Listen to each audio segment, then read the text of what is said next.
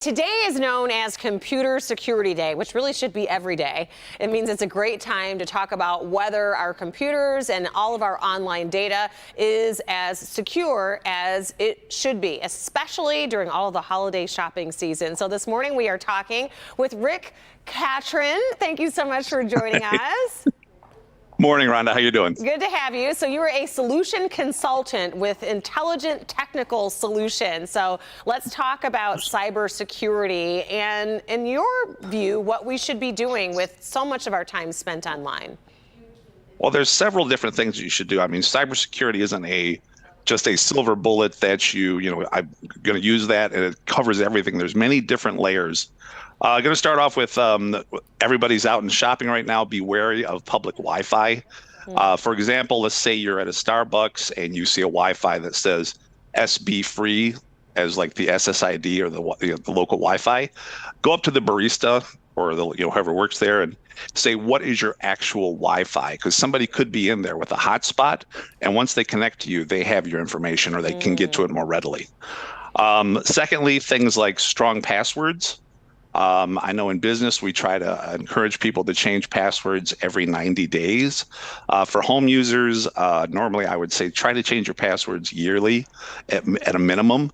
And if you need to use a password manager, there's things for families like 1Password. Backups of your local devices. There's normally a 3-2-1 rule to where you should have 3 different copies, 2 locally and then 1 online somewhere. And I know that Google Drive and there's other facilities that offer almost relatively free storage for your backups. And verify those backups. Be sure to you test them on a regular basis. I can ramble all day, Rhonda. Did you want to jump in here? I can keep going.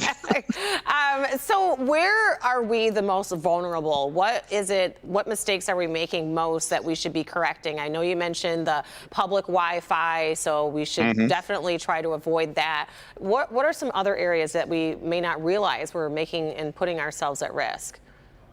When you're going online, making sure that you're going to reputable sites, secure connections.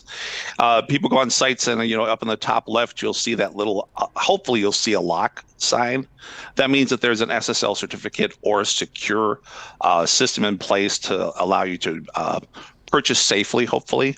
Other things you should look out for. Updating your system software that people don't think of. I've got my Windows 10 PC. Is it updated?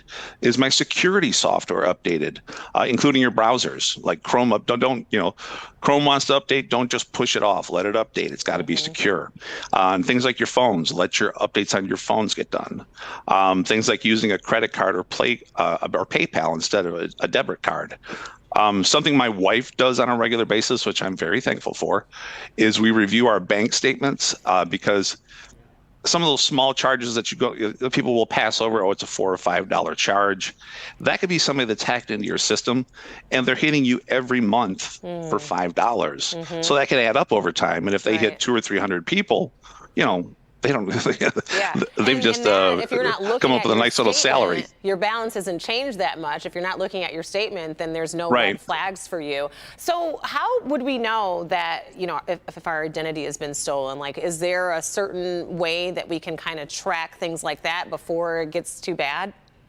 There are ways you can check. A really quick one is to go to a website called haveibeenpwned.com, and I can share that with you.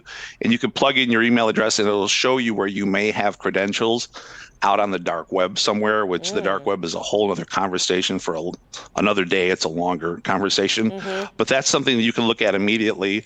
Also do regular scans of your PC, have them just set up to run regularly. Okay. Well, Rick, this is all great information that we should all take heed to. So I appreciate you joining us and giving us some tips to help with our cybersecurity. Happy holidays. My pleasure. My pleasure. Stay Oxford strong today, all my friends out there. Thank we you are so with much. you, okay?